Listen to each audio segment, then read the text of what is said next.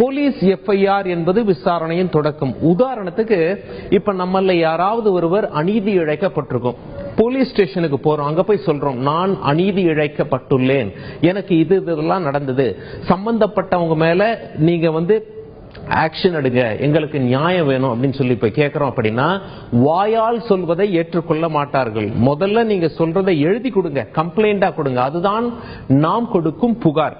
நாம ஒரு வெள்ளை பேப்பர்ல அதை எழுதி கொடுப்போம் போலீஸ் கிட்ட. போலீஸ் ஃபுல்லா பாப்பாங்க, நம்மள ஒரு சில கேள்விகள்லாம் கேட்பாங்க. இந்த வழக்கில் போலீஸ் விசாரிக்க முகாந்திரம் உள்ளதா என பார்ப்பார்கள். அப்படி பார்த்த பிறகு சரி முகாந்திரம் இருக்கு அப்படின்னு சொல்லி அவங்களுக்கு தெரிந்து விட்டதாயின் சரி அப்படியே உட்காருங்க, எஃப்ஐஆர் எழுதிக்கிறோம் அப்படின்னு சொல்லி அவங்களுடைய ரெஜிஸ்டர் இருக்கும் இல்லையா, அதுல எஃப்ஐஆர் ஃபர்ஸ்ட் இன்ஃபர்மேஷன் ரிப்போர்ட், முதல் தகவல் அறிக்கை, முதல்ல வரக்கூடிய தகவல் தொடர்பான அறிக்கை, அது கம்ப்ளைண்ட்ல என்ன எழுதியிருக்கோமோ அது அப்படியே எஃப்ஐஆர் எழுதி நம்ம கிட்ட ஒரு கையெழுத்து வாங்கிக் கொள்வார்கள். அவர்களுடைய உயர் அதிகாரிகளுக்கும் இந்த எஃப்ஐஆர் காப்பி தான் போகும். இப்படி இருக்கையில எஃப்ஐஆர் பதிவு செஞ்ச பிறகு அவங்க என்ன சொல்லுவாங்க அப்படின்னா சரி என்ன நடந்தது அப்படிங்கறத மேற்கொண்டு விசாரிப்பார்கள். மேற்கொண்டு விசாரித்து நடந்த சம்பவம் என்ன, ஆதாரங்களை திரட்டுவது, வாக்குமூலங்கள் வாங்குவது அப்படின்னு சொல்லி இறங்குவாங்க. குற்றம் சுமத்தப்பட்டவர் கைது செய்யப்பட வேண்டும் என போலீஸ் நினைத்தால் வெளியேறதா சாட்சியங்களை கலைப்பார், விசாரணைக்கு சிக்கல் ஏற்படும், இவரை கைது பண்ணிடலாம் அப்படின்னு சொல்லி போலீசார் நினைச்சா எஃப்ஐஆர் அப்படின்னு சொல்லி எஃப்ஐஆர் போட்ட பிறகு சம்பந்தப்பட்டவர்களை கைது செய்து உள்ளே போடுவார்கள். இங்கதான் பெயில் என்று ஒன்று வருகிறது, ஆன்டிசிபேட்டரி பெயில் என்று ஒன்று வருகிறது. அதாவது பெயில் அப்படின்னா என்னன்னா, ஒருவர் கைது செய்த பிறகு அவர் ஜாமீன் கேட்டு நீதிமன்றத்திற்கு போனால் அது பெயில் அப்படின்னு சொல்லி சொல்றாங்க, ஜாமீன்.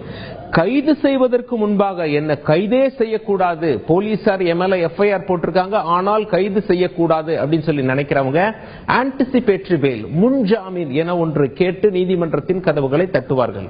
இது ஒரு புறம் இருக்கட்டும். இப்போ எஃப்ஐஆர் போட்டுட்டாங்க, போலீஸ் விசாரணை எல்லாம் பண்ணிட்டாங்க, ஆதாரங்களை சேகரித்து விட்டார்கள், பிறகு வாக்குமூலங்களும் வாங்கி விட்டார்கள் அப்படின்னா பிறகு கடைசியாக சார்ஜ் ஷீட், அதாவது குற்றப்பத்திரிகை என்று ஒன்றை தாக்கல் செய்வார்கள். குற்றப்பத்திரிகை அப்படின்னு சொல்லி சொல்லும் பொழுது அது வழக்கினுடைய முடிவு என நாம் சொல்லலாம். குற்றப்பத்திரிகை என்பது விசாரணையின் முடிவு. போலீசாரின் விசாரணையை முடிவு செய்த பிறகு குற்றப்பத்திரிகை என ஒன்று தயார் செய்வோம். இப்ப நாம எல்லாம் கல்யாண பத்திரிகை பார்க்கிறோம்.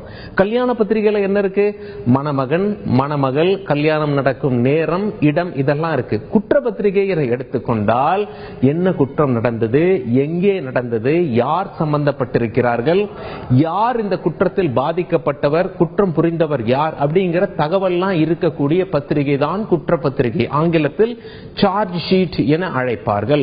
இதற்கு பிறகு நீதிமன்றத்தின் வேலைகள் ஆரம்பமாகும். போலீசினுடைய வேலைகள் முடிந்துவிட்டது. போலீஸ் தங்களுக்கு என்று அரசு வக்கீல் இருப்பார்கள் இல்லையா, அவங்க கிட்ட எல்லாத்தையும் ஒப்படைச்சிருவாங்க.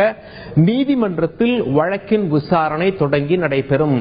வாதங்கள், எதிர்வாதங்கள் இதெல்லாம் வைக்கப்படுங்க, ட்ரையல் என ஆங்கிலத்தில் அழைப்பார்கள். நீதிமன்ற விசாரணை நடந்து முடிந்த பிறகு நீதிபதி ஒருவேளை ஆம் இங்கே தவறு நடந்திருக்கிறது, அதாவது குற்றம் நிரூபிக்கப்பட்டுள்ளது அப்படின்னு சொல்லி நீதிபதி உணர்ந்தால் தண்டனை அறிவிக்கப்படும். இல்ல குற்றம் நிரூபிக்கப்படவில்லை அப்படின்னா இவர் நிரபராதி அப்படின்னு சொல்லி சம்பந்தப்பட்டவர் விடுதலை செய்யப்படலாம். ஆக நீதிமன்றத்தில் ஒரு வழக்கு விசாரணை நடைபெற வேண்டுமாயின் போலீசாருடைய குற்றப்பத்திரிகை சார்ஜ் ஷீட் தேவைப்படுகிறது.